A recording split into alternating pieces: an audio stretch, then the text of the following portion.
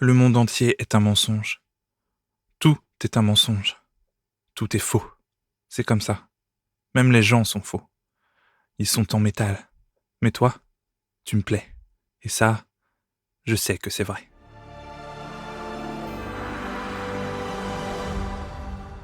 Bienvenue à toi, cher adepte de série. Moi, c'est Jonathan Lhuillier et aujourd'hui, j'ai décidé de te parler des 2 premières saisons de Young Royals. Oui, je sais, cet épisode sort à une date un peu inhabituelle. Mais aujourd'hui, c'est à la fois mon anniversaire et la sortie de l'ultime saison de Young Royals. Je me suis donc dit que ça faisait une belle occasion.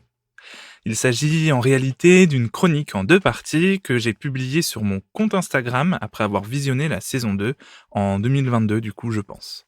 Si tu n'as pas vu cette série, tu peux quand même écouter cet avis. J'ai fait en sorte de ne pas spoiler l'histoire à proprement parler. On commence d'ailleurs par un petit résumé si tu ne sais pas de quoi parle Young Royals. Et merci à Wikipédia. Young Royals, ou Jeunesse Royale au Québec, est une série suédoise développée par Lisa M. Bjorn et diffusée depuis le 1er juillet 2021 sur Netflix, avec Edwin Reading et Omar Rudberg dans les rôles principaux.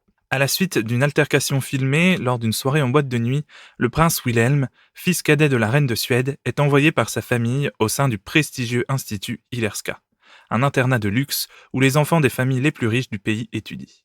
Sur place, il est accueilli par son cousin, Auguste, 3e année obsédé par les apparences. Il va alors se rapprocher de Simon, un étudiant boursier qui étudie à Ilerska, et s'interroger sur le genre de vie qu'il souhaite réellement mener entre liberté et devoir. La chronique. Je dois l'avouer, j'ai mis beaucoup de temps avant de regarder la série pour la première fois. Pas qu'elle ne m'attirait pas, au contraire, mais parfois ce n'est juste pas le bon moment. Après avoir dévoré Heartstopper et après qu'un ami m'ait plusieurs fois conseillé la série, je me suis enfin lancé.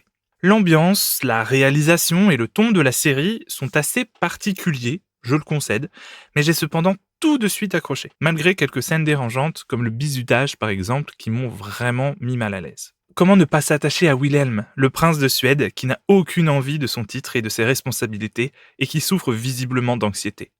Comment ne pas s'attacher à Simon, un ado vrai, qui n'a pas honte ou peur d'être lui-même? Et comment ne pas détester Auguste, un jeune adulte arrogant qui pense que tout lui est dû? J'aimerais d'abord parler d'une chose qui me tient énormément à cœur, et c'est le physique des personnages. Ici, pas de super beau gosse bodybuildé de 35 ans comme dans les séries américaines. Les actrices sont jeunes et vraies. Ce sont des personnes que nous pourrions croiser tous les jours, et qu'est-ce que ça fait du bien. Mention particulière pour le personnage principal qui a de l'acné. Vous ne pouvez pas imaginer à quel point c'est important pour moi. Ayant souffert de problèmes de peau toute ma vie, je me sens enfin vu, représenté, et c'est assez incroyable comme sensation.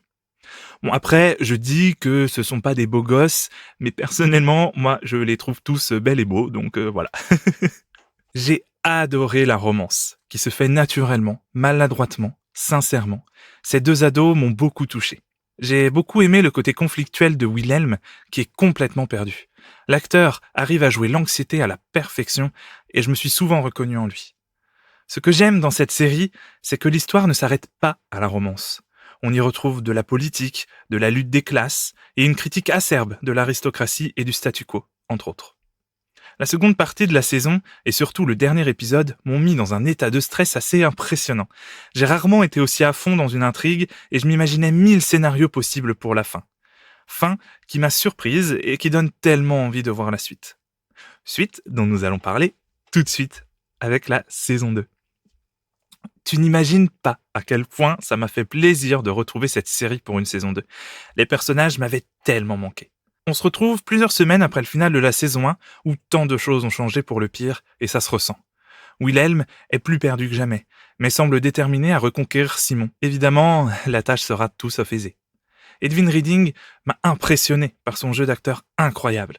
Il m'a tellement touché et un simple regard, un simple geste parvenait à me rendre triste pour lui et avec lui. Vraiment, c'est un acteur remarquable. Il joue l'anxiété à la perfection et l'histoire est d'ailleurs plus centrée sur ce point. La santé mentale est au cœur de la saison et ça fait du bien de voir qu'on en parle de cette façon. Étonnamment, j'ai trouvé l'ambiance de la saison plus ouverte, plus lumineuse. Je sais pas trop comment l'expliquer, peut-être que c'est dû aux nombreux personnages qu'on nous fait découvrir, anciens comme nouveaux. On ne se concentre plus exclusivement sur Wilhelm et Simon. J'avoue que je pensais que ça n'allait pas me plaire, mais c'est tout le contraire. Ça ouvre vraiment la série et la rend encore plus intéressante. J'avoue avoir été un peu perturbé par certains choix de Simon. Mais après coup, je réalise à quel point le traitement de son personnage est réaliste. Car non, les gens dans la vraie vie ne sont pas cohérents. Ils font des erreurs, ne savent pas ce qu'ils veulent, sont perdus. Et c'est bien dans cet état que nous suivons Simon en saison 2. Sans compter qu'il ne faut pas oublier que nous, les spectatrices, avons un point de vue bien plus large que les personnages. Nous assistons à tout ce qu'ils vivent et avons donc plus d'informations pour mieux les comprendre. Ensuite, je n'en dirai d'ailleurs pas davantage pour éviter de spoiler, mais un personnage, qui est clairement un pervers narcissique, se cache dans cette saison. Et il est sacrément bien écrit. Tellement que j'ai vu beaucoup de spectatrices le défendre, lui, alors qu'il était clairement en faute et manipulateur.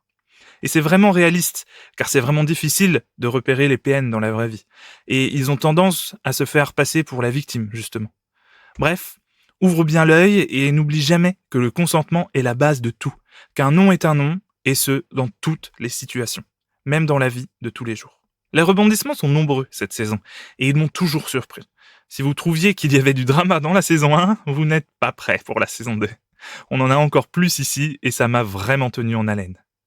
Les différentes critiques sur l'aristocratie et le statu quo sont encore plus présentes ici, et c'est bien là que se trouve la morale de cette histoire. Pourquoi continuer à perpétuer les traditions si elles n'ont plus aucun sens pour nous? Qui décide de nos vies? Nous ou des gens morts depuis des centaines d'années? Sans rien dévoiler, j'ai tout simplement adoré la fin. Je pensais d'ailleurs que c'est ainsi que se terminerait la première saison, lors de mon tout premier visionnage. J'avais juste une saison d'avance. Mais c'est pour le mieux, car ici c'est bien plus fort, bien plus juste et bien plus logique. Certains disent que la série pourrait se terminer ainsi, et c'est vrai. Mais pour moi, une troisième saison est plus qu'importante. Elle est nécessaire, car c'est dans cette direction que mènent les deux premières. Même si on pourrait se contenter de cette fin, on sent bien que les scénaristes ont plus à nous dire. Et ils avaient effectivement plus à nous dire, puisque la saison 3 arrive.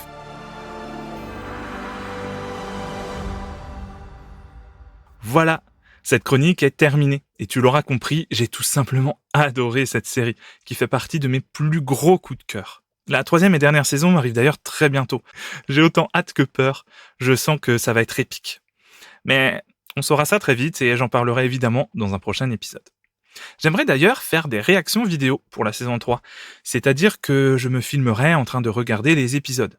Je l'ai déjà fait auparavant sur ma chaîne YouTube, avec la saison 13 de Doctor Who notamment. Et sinon, toi, qu'est-ce que t'as pensé de cette série? En attendant, on se quitte avec une citation et surtout, prends soin de toi.